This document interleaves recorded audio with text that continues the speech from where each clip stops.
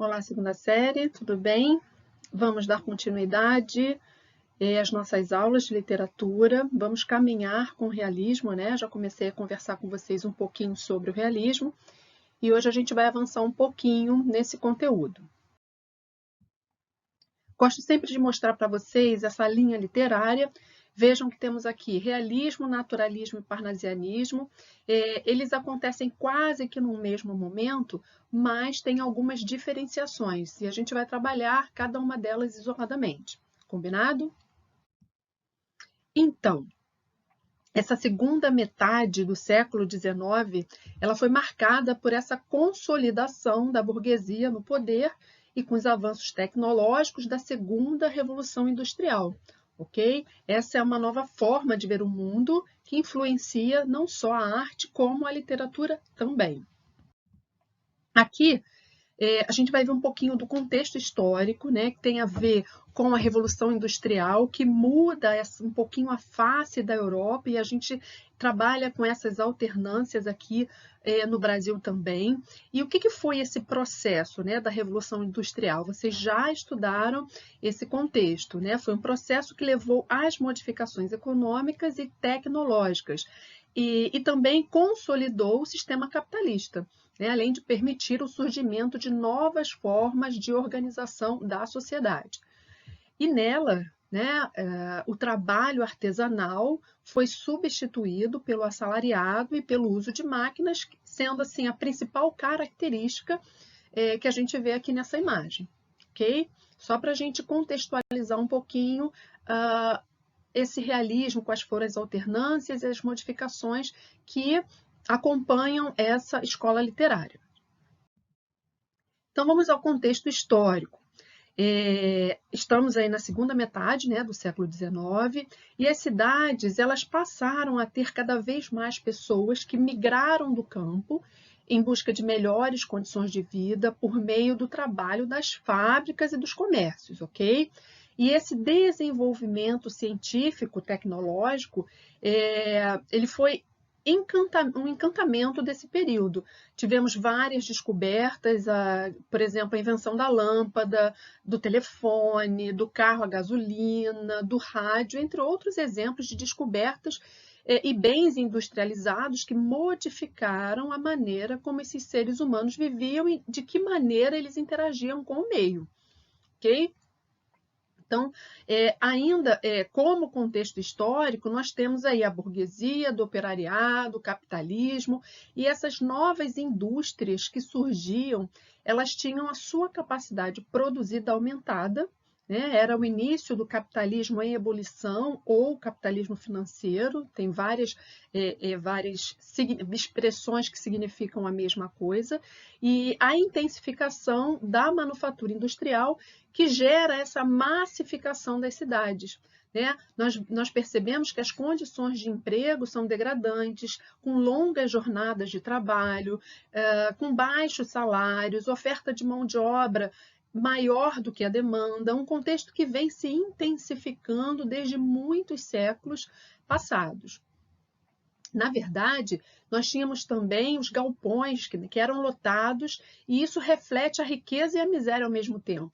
Aquele crescimento desordenado nos centros urbanos, uma mudança radical nos meios de transportes e tantas outras transformações. Então, a gente tem aí um movimento antirromântico, né? O realismo surgiu nessa segunda metade do século XIX, foi essencialmente uma reação ao idealismo da literatura romântica. O que os realistas queriam? Né? Eles queriam focalizar os fatos tal como eles se apresentavam, mostrando o lado real e desconstruindo a fantasia, que era muito pertinente ao romântico.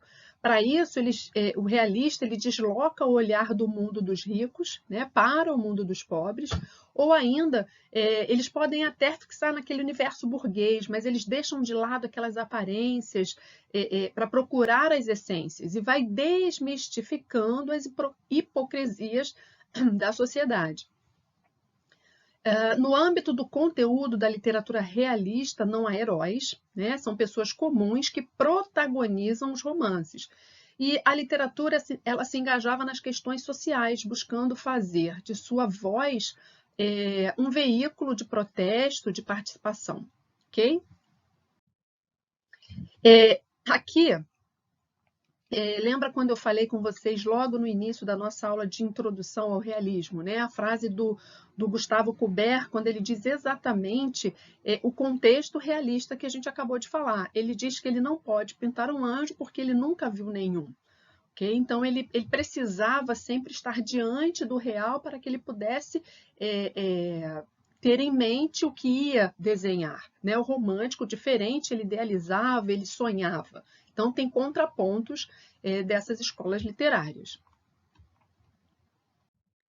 Quando a gente fala em estética realista, nós vamos trabalhar alguns pontos importantes que a gente precisa observar. Por exemplo, quando eu falo em objetividade e impessoalidade, o que eu quero dizer com isso? Né? Essa objetividade ela era usada como forma de opor ao excesso de subjetividade, ao excesso de idealizações existentes no romantismo.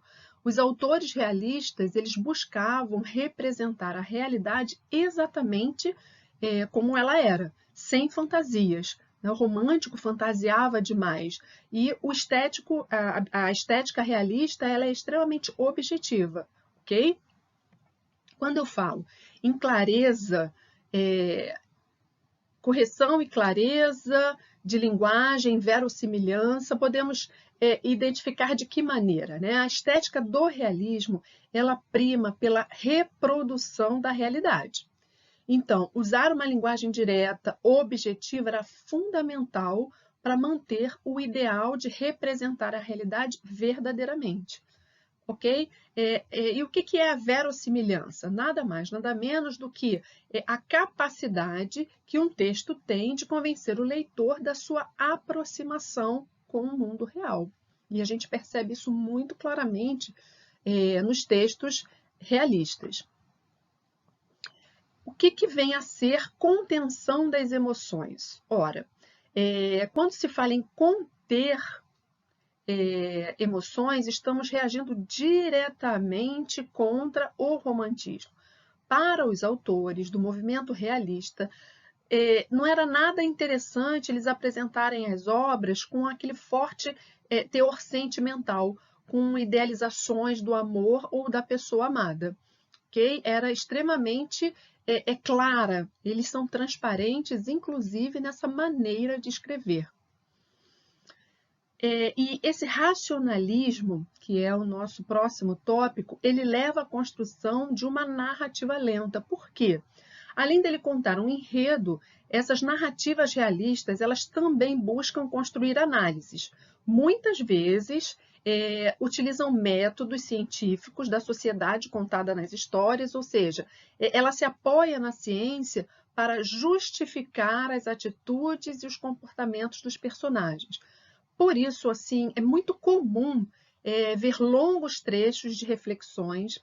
A análise psicológica trabalhada em cada personagem, ela precisa ser fiel à representação de determinados grupos sociais. Então, ela é muito lenta, ela é muito detalhista, ela é muito descritiva, ok? Quando eu falo em objetividade e impessoalidade, a gente fala de um tópico muito importante dentro do realismo, porque a utilização do narrador em terceira pessoa é uma das estratégias utilizadas pelos realistas. Isso porque quando você faz essa narração em terceira pessoa, você sugere um certo grau de impessoalidade. O narrador ele deixa muito claro que ele está se eximindo de expressar opiniões. Ele simplesmente relata o que é real. Okay? Então, essa narração em terceira pessoa é um afastamento para que ele não se envolva no contexto.